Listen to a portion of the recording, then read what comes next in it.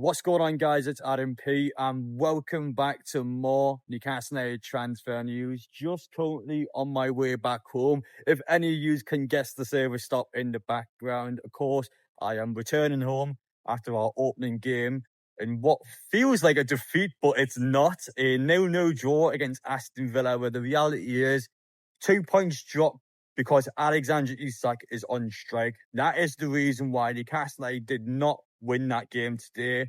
Of course, in the past 24 hours, there's been so much news coming out about the player, including messages from Jamie Reuben. Our ownership has now spoken out on this transfer window. Eddie Howe has made a strong, clear message with our fans today towards the player. And even bias and agenda-driven reports about Isak yesterday. We're going to get through the lot today. We're going to talk about it all in this video. If you guys are new around here, make sure I get down there, hit that subscribe button, join the journey, and make sure you stay updated because there are so many videos coming out over the next couple of weeks. We have 2 weeks left of the transfer window. Newcastle's going to make that call within the next 7 days. We will likely know which way this is going to go.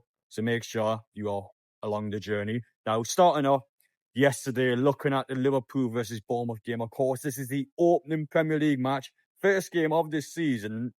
And yeah, I could not believe the amount of Alexander Isak coverage. I get that Liverpool was playing, but Liverpool versus Bournemouth, and they're talking about Newcastle United players. Now, I think that is disrespectful towards Bournemouth. You have to remember Sky Sports, NBC, these are sports broadcasting companies that are supposed to be impartial. They're supposed to be neutral, and yet they've spent the entire pre-match and post-match build-up talking about Alexander Isak. He's got nothing to do with Liverpool versus Bournemouth. He is a contracted Newcastle United player. And NBC, to give an example, they've had David Ornstein. They've actually went out of their way to invite David Ornstein to Anfield just to talk about the transfer saga. I mean, how is this allowed? You are talking literal market manipulation. And what I mean by that, you've got journalists and the sport media is now pushing and plugging stories out there and keep going into it. And an impartial TV broadcasting station going through the agent-driven stories, going through the negative stories towards Newcastle United to try and force this move. Even the media now is trying to get this Liverpool move to happen. I've never seen a transfer saga with this much traction. I know you could argue I'm doing it now, but I am a Newcastle United fan. I am a Newcastle United conqueror. I'm here to talk about this football club. But NBC is there to cover Liverpool versus Bournemouth, and yet they've invited David Ornstein to talk about Alexander Isak. How is that allowed? It should not be allowed at all. And I'm not biased coming across and saying that. I'm talking literal facts. How is that respectful towards Bournemouth? They've got a chance at Anfield last night to showcase their football club. They're trying to attract new fans, and they get no coverage because they're talking about Newcastle United and talk about our factors. And even the journalist, Fabrizio Romano, has claimed that Munani was wanted by Newcastle United. No, he wasn't. I've talked about Newcastle United transfers over the past couple of months. This has never, ever happened. We haven't been linked to Munani at all. And I would say, fair enough. But then Ben Jacobs claims new Liverpool centre-half coming in. Newcastle United wanted to sign him. No, we haven't. I don't even know the guy's name. We have not attempted to sign his centre-half at all. Within the space of a couple of hours, 2 separate transfer reports from 2 very vocal Liverpool journalists now claiming that different transfer targets were wanted by Newcastle, and we failed to sign either of them. No, we haven't. These 2 players were never ever linked to Newcastle, would never approach them. How come both of these journalists have got world first exclusive when Newcastle have attempted to sign these players? Absolute load of rubbish. You can just see the agenda-driven bias in Liverpool's favour. Newcastle trying to make us look as bad as possible, trying to kick us when we're down, trying to make us look awful. We're not having it. We can see straight through this. I'm not buying this crap, and we're going to continue to call this crap out for what it is.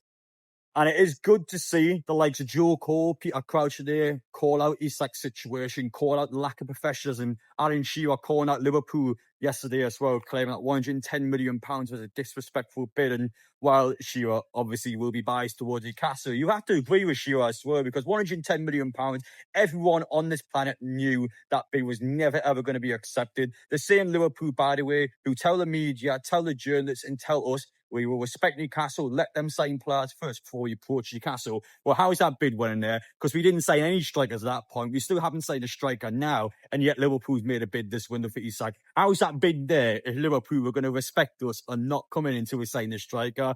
Because that didn't just pluck out of thin air. And before we talk about the media reports and what the ownership said, Eddie Howe was clear after the game today. He congratulated the fans and thanked the fans for supporting the football club today, and said that anything the fans said after the game, they were entitled to do so. Fans after the game were saying Isak is a greedy, I'm not going to say the next word, but the fans did call out Isak after the game, and I respect the 3,000 Newcastle fans today, because all throughout the game did not make any chance in any negative chance towards our football club and towards that certain someone.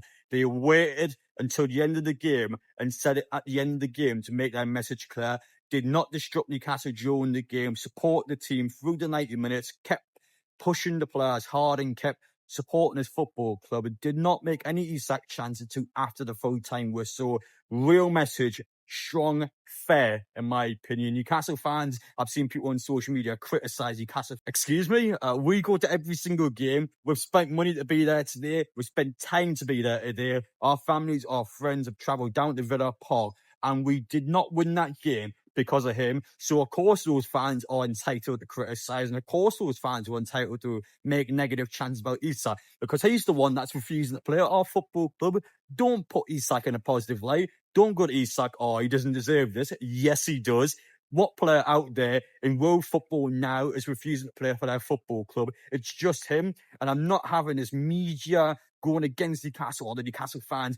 If Isak leaves Liverpool, Isak's entitled to move to Liverpool. Newcastle fans hate him. No, we don't. We're criticising this player because he's refusing to play for our football club. He's disrespected Eddie Howe. He's disrespected our fans. He's disrespecting his football club behind the scenes. So stop, Liverpool fans, with this agenda towards Newcastle. Stop with this crap towards Newcastle, and stop making Newcastle fans out to be the villain in this story, because we are not. We are simply football fans who spend our money, spend our time on this football club, and you've got a player behind the scenes who is going out of his way to refuse and to accept fines. He's getting the biggest fine ever for any player in our club history. He's getting the biggest ever fine because he was refusing to play with our first team now. It's not good enough at all. And that is a player who is supposed to be helping our team out. And we are dropping points because we don't have a striker. And yet we have a striker who is just sitting in the club and not playing. So when you look at Jamie Reuben's comments last night, ownership's now speaking out about the situation, saying that I apologise for not being able to say anything earlier. We're desperately working behind the scenes to sort this out. We're aware of how busy this window has been, but we appreciate your support, our other lads. And to be fair to Jamie Reuben, I like his message, and I like just him being able to say something to Newcastle fans. I feel like when you're silent, when the ownership's silent, when the PIF's silent and nobody says anything, of course supporters will speculate, of course supporters will doubt and put things into their head because they just don't hear anything. So when we do hear something, clarity, closure, and it calms the fans down. So why this message from Jamie Reuben? Not the most groundbreaking message ever, just something, and is, while not naming Isak, is obviously addressing Isak and being able to make comments about our football club. It's just what supporters want. We want communication. We want to be able to hear from our football club, and we want to know that our football club is being nurtured 100% and they're going to be sorted out. And Jamie Reuben, nice message yesterday.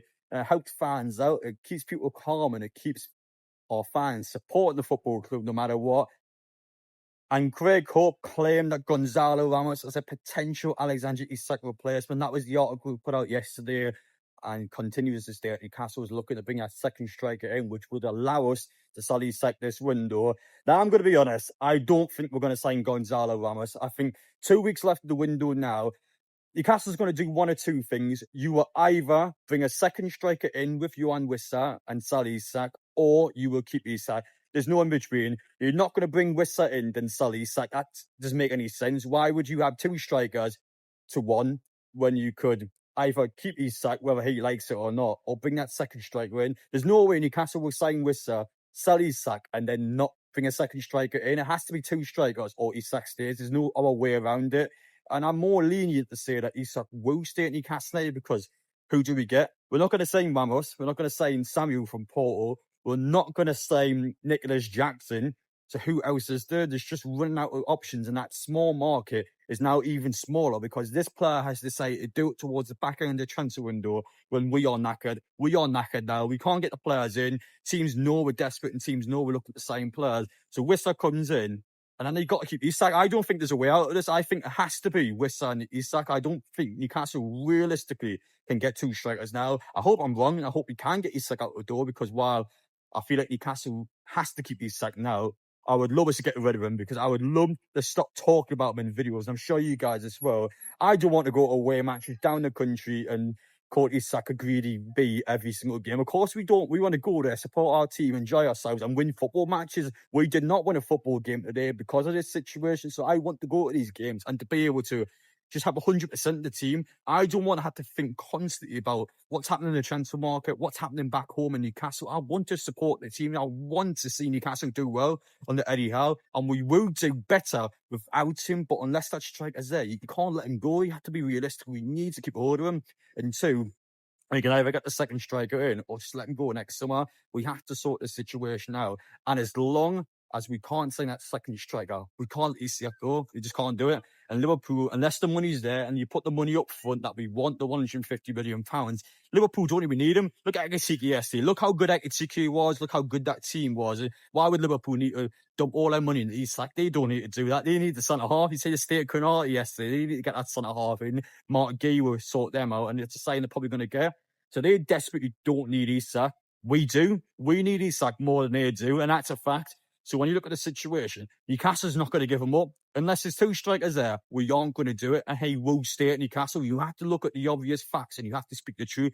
Liverpool fans may feel like I'm being biased or being a bit overly protective or being like an ex that can't let their boyfriend go. Like, that's not the case at all. We have to keep Isak because it's the best thing for our football club currently. But I would love nothing more than us to get him out and get those strikers in. It doesn't look like it's going to happen. It'll be one striker. So you can't let Isak go. I can't make the message any clearer. I hope you guys enjoyed watching. Appreciate it. I'm heading back home now, so bear with me. Thank you guys for watching. Take care, and we will see you all tomorrow for more upcoming Newcastle United transfer news.